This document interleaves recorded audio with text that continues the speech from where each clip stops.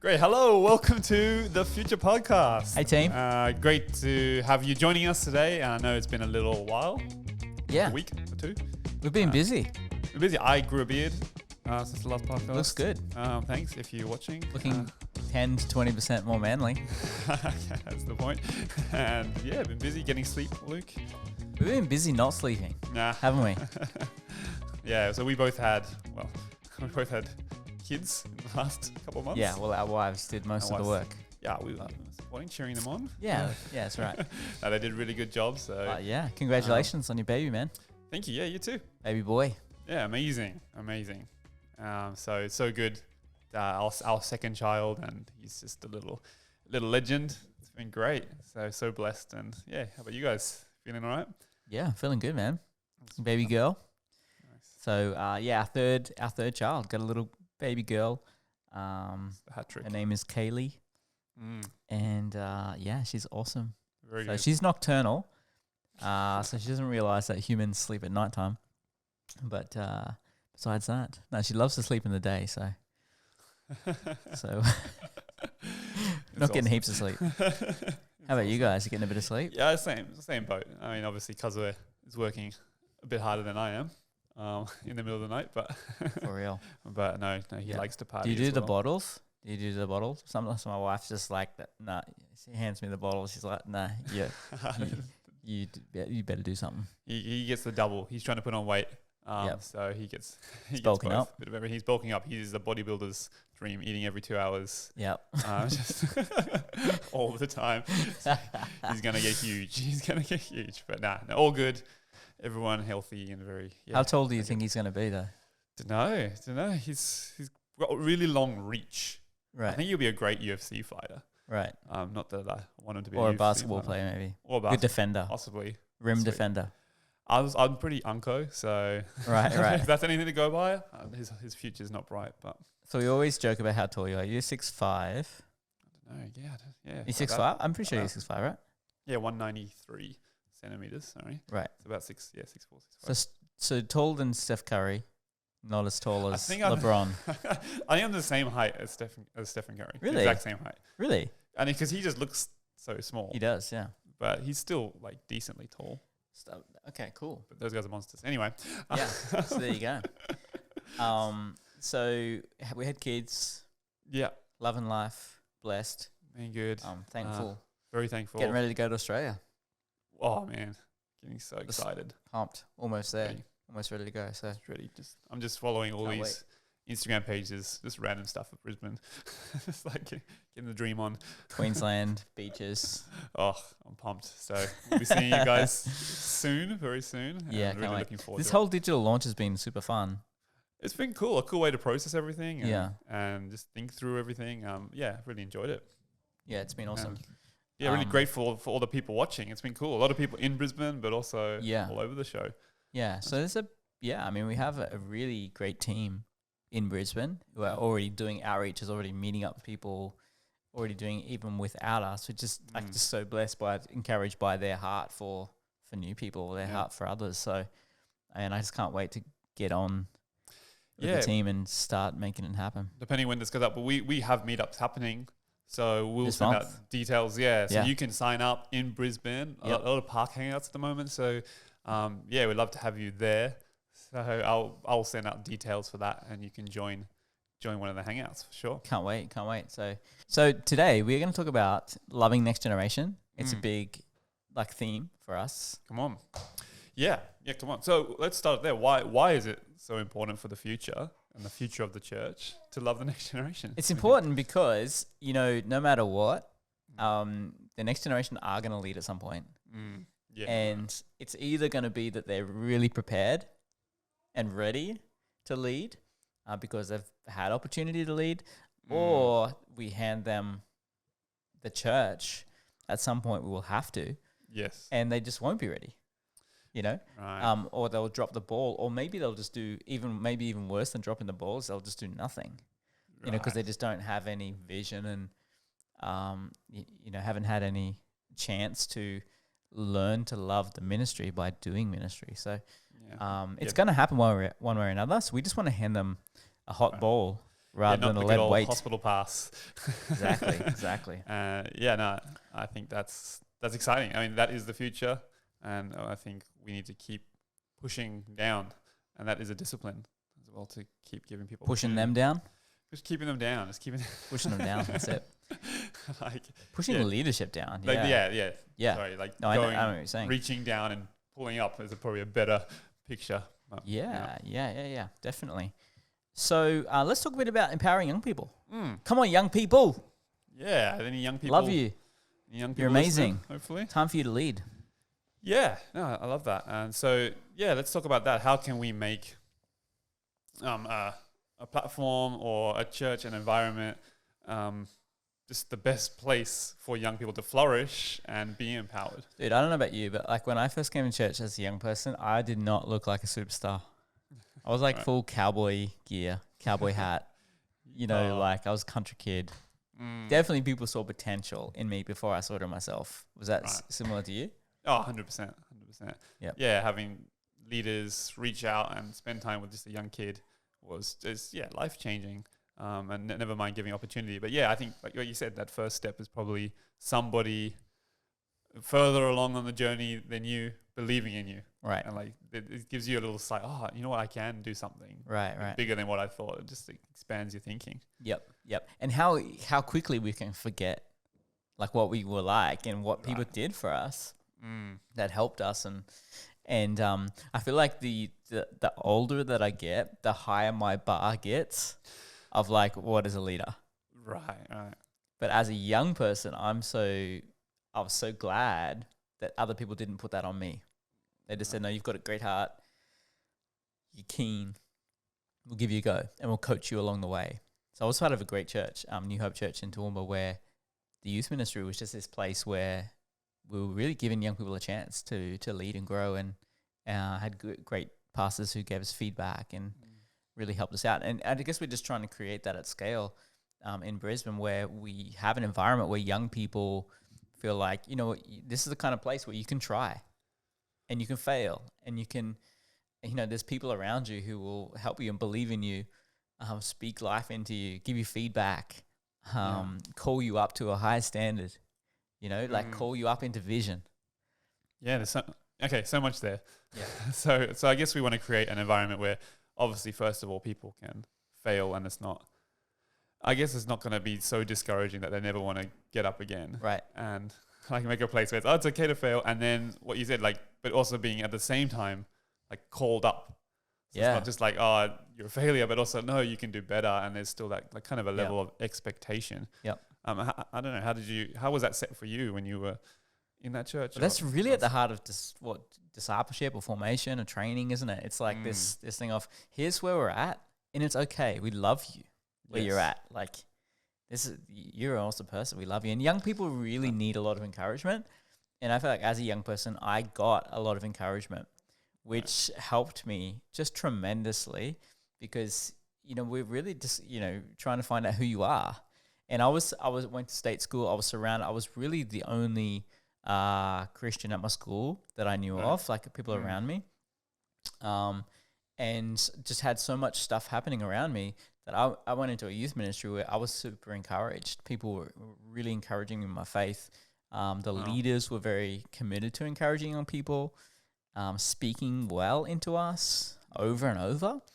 And I look back and think, wow, that was an incredible environment where, I just soaked it all up. Yeah. You know, as a 14-year-old when I first came into church. So people gave me an opportunity. I think, so I got an opportunity to lead a small group when I was 14. Wow. Oh yeah. Wow. That's pretty in the cool. youth ministry. I'd only been in church, I guess, like a few months. I definitely was fired up and hungry. And I think everyone could see that. Like God had done something in my life. But it had zero leadership experience. I come from a big family, so I guess you do learn some people skills in a big family. I'm the youngest of 11, so you kind of pick up stuff. But I had no leadership experience in terms of like leading a group. So what happened was I brought 4 friends from school to our youth ministry on a Friday night, and they all put up their hand, at the end of the message to say, yeah, like I want to believe in Jesus. Right. They were quads. I don't know if I'm saying that right, but quadruplets, is that? Yeah. Wow. So they crazy. all look the same, like funny boys. Wow. And so my youth pastor was just like, I lived out of town. So he was just like, why don't you just start a group at your school? That's awesome. I'm like, how am I going to start a group? He's Yeah. like, oh, here's a little booklet thing that you can go through with people. Right. Taught me how to do it, encouraged me. So I started, right? Next week, got these kids. We're at school on the Oval, Wow. like doing this little book together. We did it a few times. And obviously, I don't know, I was, I guess, a terrible leader because they all just left. Yeah, okay. And that was kind of the end of my first leadership group. So I was a total failure. So what made you come back to leadership or want to come back to leadership? Because well, my youth pastors were really encouraging though. Like they were just like, you did amazing. Like that was such a great thing that you tried and really encouraged you. You stepped out of faith and that was amazing. And they were just super encouraging to me. So so I got some retraining. I got some like actual training during that time, like of how to lead groups, how to, manage things, what have you. And then I think the next year, a whole bunch of more of my friends from school started coming and I led a group again. Oh, wow. Okay. And that time, I think I was 15 at that time, or maybe just 16.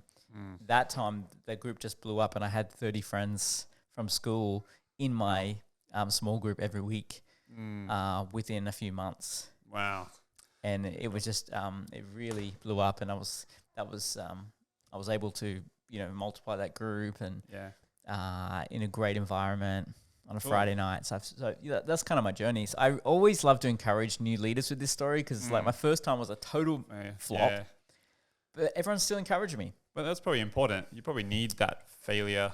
I don't know if that's encouraging, but that first failure, because you need to step out at some point. Exactly. I think that just that thinking, I want to start, and you probably are going to fail. I don't know if that's bad thinking, but like being okay with that. It's totally fine. And that's how you learn and develop. So you're definitely going to learn more through the failure than you are through being perfect, right? That's the same with anything. Yeah. Yeah. That's really true. Yeah, definitely.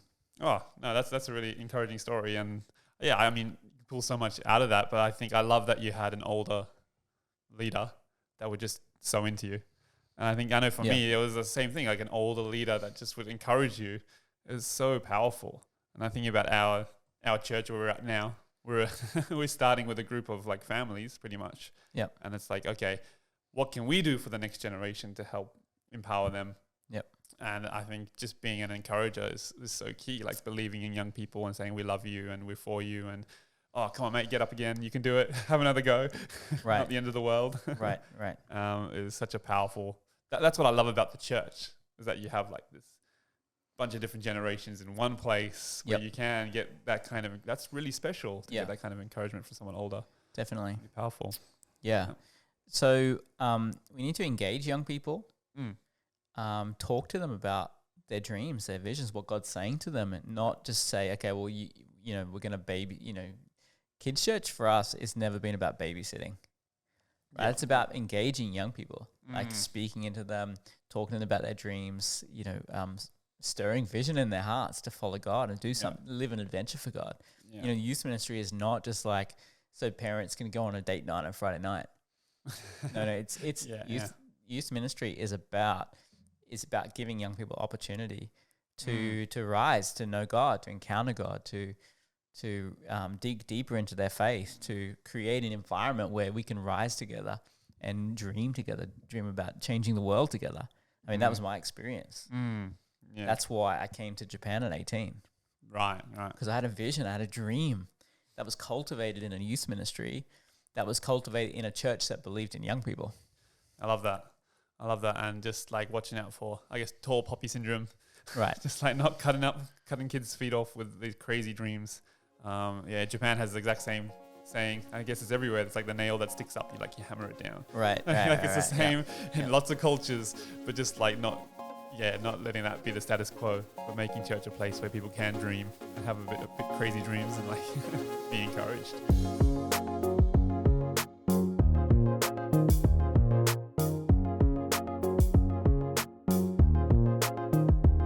Yeah. So how do we create, or what does an opportunity, giving young people opportunity to lead, look like? Yeah, we got to create spaces for people to lead, and it's okay if they fail, like we talked about. And part of that is just having a really good feedback culture. I think that's really a key part of that is like, we're going to give you opportunity and we're going to prepare you well for the opportunity. Meaning like, we're not just going to throw you stuff and just let you drown and have a bad experience of leadership. So it's kind of like we're trying to set people up for a win, whether it's leading a group or speaking on a stage or leading an outreach or a hangout or something, or maybe it's even just in doing something creative, setting people up for a win. And then having a place where we give really good feedback and are intentional about giving good feedback to people. So this is great. This is what needs to be adjusted. This is how we can do better. And really being interactive around feedback is really important. Oh, it's huge. I think that was always one of my failings as a leader. I think like there's two sides, but I'm just like giving everyone opportunity. I'm like the Oprah Winfrey of open opportunity. You're getting opportunity. But then maybe I would give them a go and they would have a bad experience or like have a failure and maybe weren't as prepared as they could have been. Right. Or didn't give as much feedback. And that was something I definitely learned the hard way. And then you would have leaders that maybe fail and then felt like a failure. Right. And it would be a journey before they would lead again. Right. So I think that is a really key part of this. Well, for someone like me, it's like I want to give everyone opportunity, but also I need to help prepare people. And I love what you said in the beginning. We want to prepare the next generation for the future. Right. To lead like kind of passing that baton on. Right. Like if that's the mission of the church, that's a pretty exciting way to think about it. Like, in 20 years, this guy's going to be leading the church. Yeah. And how can we make it as smooth as possible? And dude, Gen Z is like, I can't wait for Gen Z to lead the church because they're so much more thoughtful, conscious of community, so much better thinking about so many things, the environment, community, relationships, finance. I think much more healthy way about finance than my generation. Much more thoughtful rather than just experiential. So not going to be swayed as much, I feel, by maybe peer pressure as they are by values and being a little more clear-eyed about values. This is what I want. This is what I don't want. And so I feel like there's just so many good strengths and every generation is a counterbalance, right? To the previous. Yeah, it's true. So I'm just really excited. I feel like when Gen Z step up and lead the church, which is now, I mean, they're 25 years old at the top end right now. Right. It's not that young. They should be leading the church now. Yeah. So I feel like the next 10 years for the church could be very, very exciting as these people step into leadership roles and are very thoughtful about the future of the church. Yeah. I love hearing someone talk positive about Gen Z, like the next gen. And I think that's what the church should be. And I think one thing, all the leaders in my life that were older, they didn't have to become my generation. Like, I didn't have to try relate, or it was just about being who they were. Sure. And so that was special in of itself. Yeah. And I think, that excites me. Like, how can I slow down to that next generation that are exciting, exciting young people. And one of the things I think we really need to engage well on is on the Bible. Right.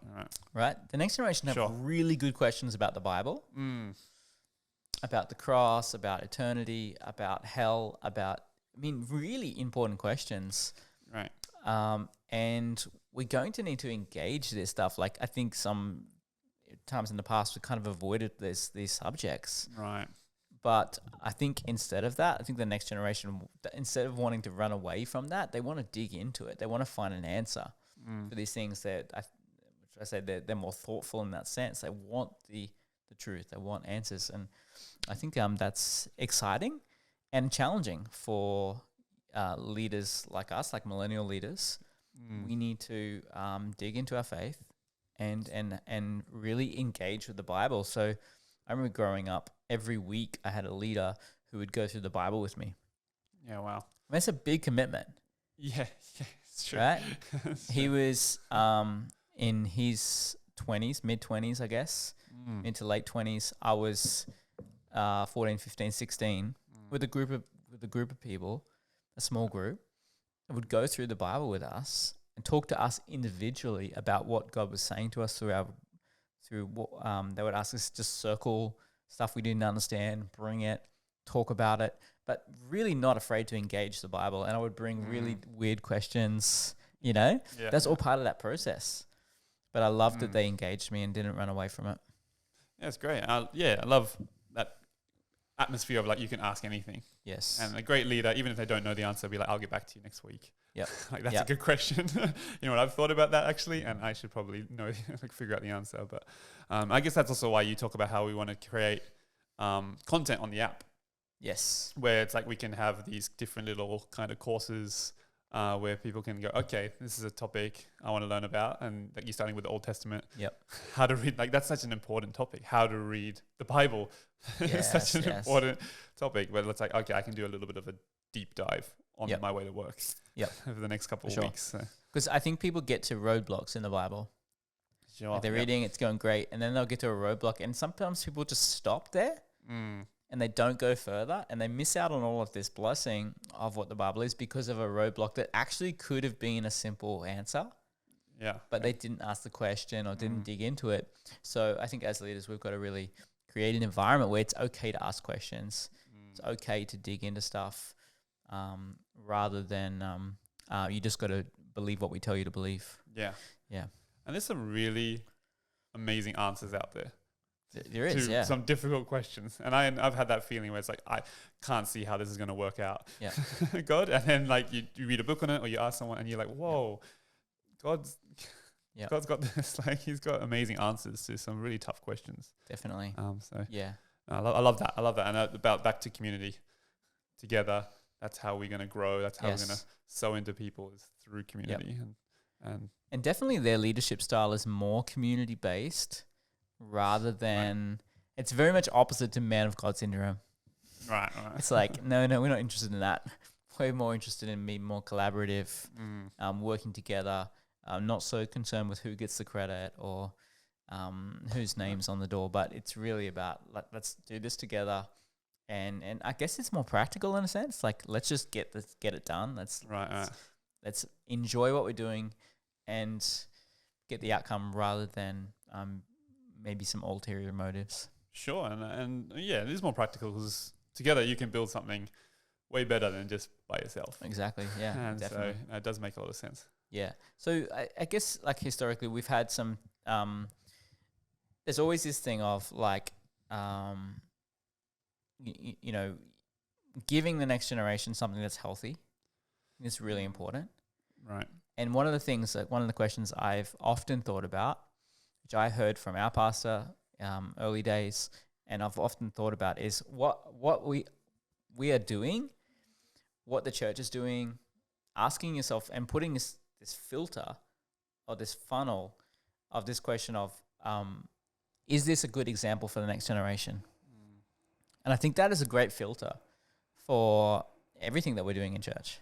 Right. Yeah. Is this a good model for the next generation? Yeah. Like celebrity culture, it's not a good model for the next generation. Right.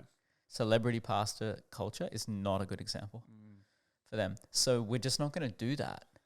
Yeah. Because that's not the model we want. So I think whatever we're doing, that's a great question that clarifies, is this what we want for our kids? If it's not, then why are we doing that? That's great. Yeah. Oh, I love that. Yeah. I guess one I've been thinking about a lot recently is sustainability. Right. Okay, how do I model a good, sustainable Christian walk with God? And because you can go hard for a short time. Sure. Or you can go hard for a long time even, but that's just going to create a bigger explosion at the end. And I think just seeing some examples of like, okay, I want this to be beyond my leadership life, whatever, like what you're saying, like I want to be able to pass on something healthy to the next generation. And it's like, okay, what am I doing now that's setting up that good model of like, okay, this is sustainable. And and as we've seen some pastors kind of fail, morally and blow out, we've seen a bunch of this in the last few years. And I think more than ever, like young pastors like us, I hear us talking about this all the time. It's like, we want to end well, man. Yeah, what's the point? Right? Like, we're not going to screw over the next generation by handing them a bunch of just like public hate because of leadership decisions that we've made. By the grace of God, we need to really just like keep on saying, well, but for the grace of God, there go I don't think I'm better than anyone else. I need to build in things in my life, humility, accountability, transparency, where we actually going to make sure that we can hand the next generation something healthy rather than a hospital pass to them. Yeah, totally. Yeah, I think that's so key about empowering next generation. Like just that transparency, like being honest with young people, they can take it. Right. Like they can take your honesty. I think sometimes leaders we felt like, we can't, got to hold on to information. But I think it's like, okay, the more I've always been so impressed, the more honest you are with people, the more they like kind of rise and be like, okay, this is my thing, or I can input and I can help this grow. Right. And I think young leaders also appreciate that, like honesty of leaders. Yeah, I guess there's there's that word authentic. You hear this a lot, and I think it's maybe overused or, means different things to different people. But I think if you think about authenticity, it's just really just being very comfortable with who you are and being the same person. There's another word in the Bible for that called integrity, right? It just means to be the same person all the time. I think there's something about that that's very powerful for young people, because young people have this real fake radar, right? As soon as they smell something that feels a bit fake, they're just like, no. So there's been recently a pushback against like big churches or like what people call rock and roll churches or whatever. Like to me, I come from a band culture. Right, yeah. I am a band. That's who I am. Right. I come from a production background. I have a film company. Like for me to say, well, we're not going to do that because, we just want to be real. No, me being real is just, is who I am. Yeah. That's been my background. That's been my passion. Like it is literally just being myself. Yeah. I'm not trying to prove myself. I'm not trying to copy the world. I'm just literally just being who God's made me to be. Creative, loving the arts, maybe a little bit more experiential. Sure. Yeah. Than some other people. That's just who I am. I am authentic to that. Yeah. So I think it's good not to judge things and to say, well, that's fake or they're fake or whatever. But young people can really sense that. I think when you walk into something and you say, no, these people are just being who they are. Yeah. That there's something powerful to that. So. Yeah, so true. Same with relationships. Are these manufactured relationships, or is this authentic community? Right. This real? Instantly. is this encouragement I'm receiving from this leader real or not? Yep. It's like when you go to overseas and then you feel that Louis Vuitton bag, and you're like, something not right here. I feel like this has happened it's a lot too cheap. to you. Too cheap. As it falls apart. The Bali Bong t-shirt falls apart, first wash. So something's it's off. As long as you know what you're getting, it's all right. Yeah, no. So I'm just so encouraged just to like keep pressing down and giving people a chance. And I really love that scripture I just want to share it in Proverbs 14, verse 4. Just that one about the oxen. If there's no oxen in the stable, it's nice and clean. Yes. But if you want to have like the strength of the oxen, you're going to have to be ready to clean up a mess. And dude, that's so good. I just love that picture for young people. Like, okay, come on, how can we give them a go? And yes, and that's the leader's job. I think leaders have forgotten that the buck stops with them. And like, okay, I'm going to give you a go. And then if it all falls apart, it's on me as the leader. Professional muck cleaner. Yeah, you just shove it. That was my first job when I was 14. Oh, nice. Picking up horse poo. Anyways. Hope it paid well. No, I didn't. $20 a day. I think they call that slave labor now. But I love this quote from Craig Groeschel. Yeah. This is at the Global Leadership Summit. He said this: some of you are in a bureaucratic nightmare. Rules, policies, and procedures are organizational scar tissue. I say think about it like this. Like we've got so many rules, and every rule represents a problem that was handled a little bit wrongly. Yeah. Or a lot of those rules. You know what I mean? Yep. And he goes on to say, when someone is dumb, just manage dumb. Just manage it. Right. Lead them. Don't make another rule. Yeah. So it's like when someone makes a mistake, instead of just creating another rule for everyone, what he calls organizational scar tissue, is just lead the person. Yeah. Help the person. Be willing to sow into the person. Clean up the mess. Work with the person. Right. Don't put that mess on everybody. Right, by making a new blanket rule. Okay. We've got new rule, guys. No one's allowed to do whatever. Sure. Which is easy to do. Oh, yeah. But I love what Craig's saying here. It's just, we need to lead people. We need to get involved. Don't be a lazy leader. Get involved. Help people, disciple people, train people. Rather than lead through rules, we need to lead through leadership. I mean, that's the difference between a manager and a leader. Right. Or like somebody who belongs to the house. This is my house, and this one who's renting the house. Like, it's like, okay, I'm just gonna put blanket rules. Rules is, like you said, it's so easy. It's just easy. These are the rules. Here's your 10 rules. Read the rules. Oh, you didn't read the rules. I don't have to think. But a leader. Your problem is you didn't read the rules. That's your problem.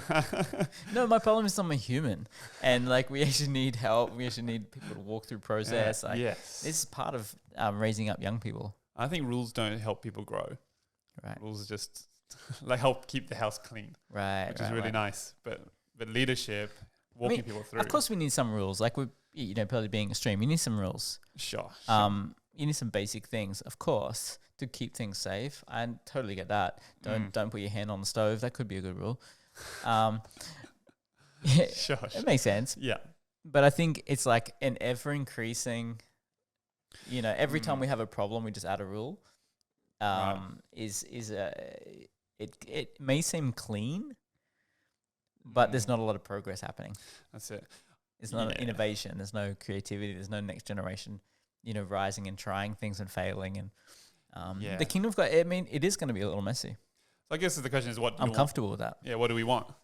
Right. And if you want this nice, beautiful, clean thing, that's right. But I guess that's not what we're going for. We want to be able to give people a chance and the result of giving people chances means there's going to be a bit of mess, and just being okay with that. Yep. And not freaking out every time, but just like, okay. Definitely. Another cleanup crew's back again. That's right. Yeah. It's like the first time you played bass in church. I don't know what you're talking about, Luke. It's perfect. I got every note correct, and it was beautiful. But we had fun. Yeah. Well, no, you've seen most of my failures. So, yeah, I joined Luke's church when I was 18. Yeah. I had so many failures. Dude, and I was 21, so I think we were both like on the journey. It's like the blind leading the blind. Is that scripture? Good point. But no, I'm so thankful for all the opportunities I got, and it's crazy. Yeah, like so many amazing opportunities to do things, and there was a lot of messes. But I'm so thankful, and I guess there's kind of a mandate on that to pass that on. 100%, man. And no, I definitely feel that, and yeah, I think the world needs more leaders, more young people to step up and lead. Don't underestimate young people, man. Yeah, dude, they can lead big stuff, big time. I mean, the Bible is full of people who are super young doing crazy big stuff. The disciples were so young, shockingly young. And we're just not going to kill young people with low expectation. It's good. We're going to believe in them. We're going to expect great things. We're going to believe for great things through their lives. We're going to give them big opportunities. And I think more often than not, they're going to kill it in a good way. Come on. Well, I'm pumped, Luke. I think that's a good place. Let's get out there. And encourage some young people. I think we're all pretty excited. Yeah, thank you so much for joining us on thanks, the guys. Future Podcast. Once again, we've got Hangouts happening. So please check out our website, any of our socials as well. Definitely Instagram. You'll find all the details of things coming up. But we would love to hang out with you. Otherwise, we're going to see you in the next episode. See you guys.